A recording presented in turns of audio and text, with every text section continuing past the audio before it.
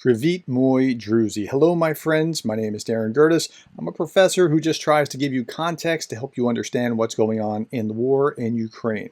Today, I want to talk about Ruscism. So what is Ruscism? Well, according to Pravda, this is the Russian state media, Ukraine coins the term Ruscism to justify its own Nazism. It's a little bit more than that, and I'll go through a number of articles to help you understand this, but here's what Pravda has to say. Ruscism, as the website of the Ukrainian Parliament, the Rada, says, is a combination of totalitarianism, militarism, the cult of personality of the leader, the sacralization of the state institutions, the denial of existence of other peoples, and the imposition of the Russian language and culture on other peoples. Well, that's what it is. We're Russia and we're awesome and everybody else is not, and we're going to push our will on you. That's essentially the idea behind Ruscism, but it's specific to Russia. If you take what is Russophobia, what the Russians are calling Russophobia, they're reacting with Russophobia, and you just invert it, now you have Ruscism. Okay? 281 Ukrainian MPs voted to recognize Russia as totalitarian and misanthropic state that, quote, inherits the worst practices of the past, unquote. And they rightfully acknowledged that 57 MPs did not vote, but there was no votes against it, and they didn't say that. Zelensky, a descendant of the media industry, whose current priority goal is to distract public attention from losses in Bakhmut, is behind this. Russophobia in an impotent rage. So they're calling Ruscism, as they're describing it, as another manifestation of Russophobia. They're just so Russophobic that this is what they're doing. In fact, the goal of the long-discussed initiative is to instill Russophobia in Ukrainian youth and Europeans. Quote, we must make sure that the word Russism goes on par with the concepts of Italian fascism, German Nazism, Stalin socialism, communism, and Russian fascism, said the foreign minister as he was talking about Russism. Yes, that's exactly what's going to happen, and I think it will gain some traction, and we'll hear more of it.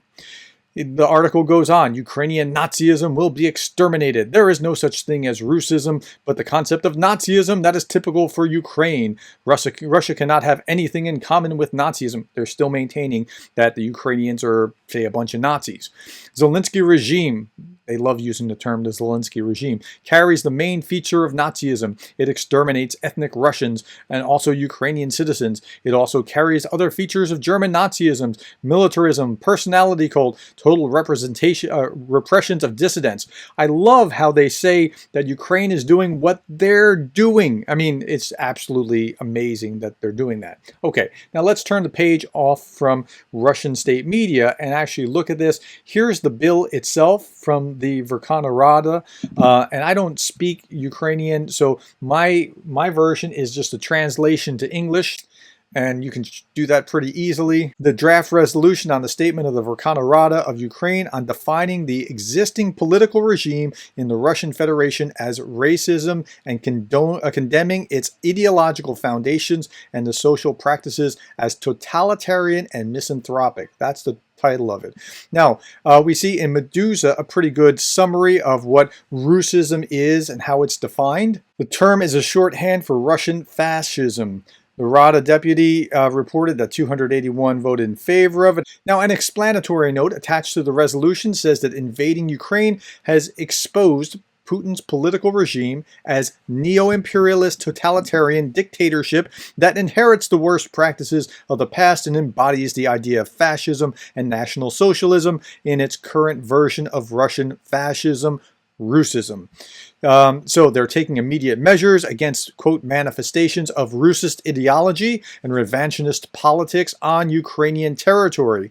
Its plans also include encouraging the international community to embrace the term Russism. And again, I think they're going to be very successful in spreading that message, where the Russians were not getting any traction by, say, having a day dedicated in the UN Security Council meeting to talk about Russophobia. I don't see that that's going to take off, but Russism, I think, will. Here's the Euromaidan Press. and they're talking about it. Here's the actual vote: 281 for, 0 against. Majority of MPs, 281 voted for it. Ruscism is known as Ruscism or Russian fascism. Now this is what's important here. According to the resolution of Ukraine's parliament, Putin's regime actively exploits the ideology of Ruscism to justify the Russian invasion of Ukraine. That's exactly right. Ukraine doesn't even deserve to exist. It's not even its own little country. It's part of Russia or whatever. All this idea, this ideology of Ruscism is what's driving this. The phenomenon of Ruscism is of the same nature as classical fascism and racism. Its roots in persistent Russian imperialism, a complex of genocidal ideas, and long-lasting Ukrainophobia, among other xenophobic views. Now, I talked about this. I thought I was making up the word Ukrainophobia. The Ukrainians actually seem to have a greater claim to say the Russians, they seem to have Ukrainophobia than the Russians have to say that anyone else has Russophobia. And then finally, the modern Russian official ideology bears quite a few similarities with German Nazism. So it's ironic that it's the Russians that are actually looking more like Nazis. Another article in Euromaidan Press says this about Russia's state ideology of Ruscism, and it kind of shows, it lays out what Ruscism is. Stratcom provides examples of such Russian propaganda cliches against Ukraine. Things like, we've never attacked anyone. Well, you kind of did. You can say that this is defensive all day long, but reality, you're the aggressor. Russians do not attack. They only liberate. No. A coup d'etat organized by America took place on the Maidan. Show the evidence. Where's the evidence for that? But they say it like an article of faith. Ukraine and Ukrainians do not exist. This is an artificial, invented nation, and I've heard that again and again.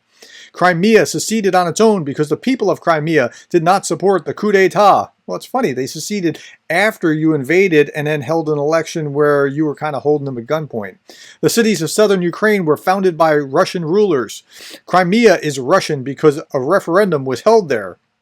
Ukraine has attacked and is killing the people of the Donbass. Okay, so these are the kinds of things that you hear again and again in Russian propaganda points, and yeah, that's Ruscism. Okay, here's one more article. It's Visit Ukraine Today. What is Ruscism? That's another way of saying Ruscism. And why is this ideology so peculiar to Russia? Fascism and Nazism symbolize evil and tragedy, but now the whole world must learn about racism, which is no different from the previous one. So here we are.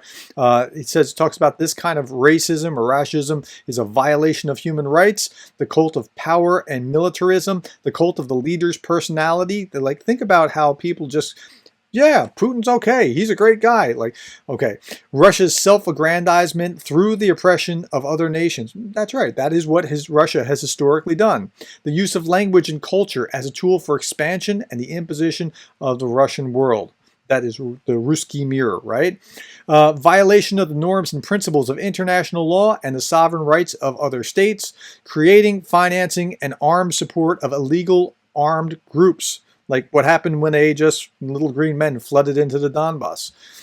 Use of prohibited methods of warfare, organizing and carrying out mass killings, creating artificial conditions for famine, regular threats with nuclear weapons, and the creation of man-made disasters. And this is all what Russians have done in pursuit of this ideology that Russia must incorporate Ukraine because we're one people and they're not really even their own nation, and after all, and Russia's domination in the Ruski mirror. The symbol of Z, okay, the symbols in the form of the letters Z and V are banned on the territory of Ukraine as they symbolize Russian aggression. And then why racism is inherent in Russia? That's a really good question. Russians, like ethnic Russians, tend to be, in my estimation, fairly racist about anybody else who's not ethnic Russian. It's a very strange thing to watch. Racism is based on the traditions of Russian chauvinism and imperialism, the practices of the USSR communist regime, and National Socialism. In Putin's Russia, there's a cult of superiority or greatness of Russian culture, Russian language, Russian history, Russian army, and the tradition of all others, over all others. So it's like, we're awesome, you're really not, and that's how the world's going to work. Other countries should also officially condemn this as well. In the statement that the Ukrainian Parliament appeals to the United Nations, the European Parliament, the Parliamentary Assembly of the Council of Europe, the OSCE Parliamentary Assembly, NATO Parliamentary Assembly, and foreign governments and parliaments to support the condemnation of the ideology, policy, and practice of Ruscism. Okay, so that's where we are.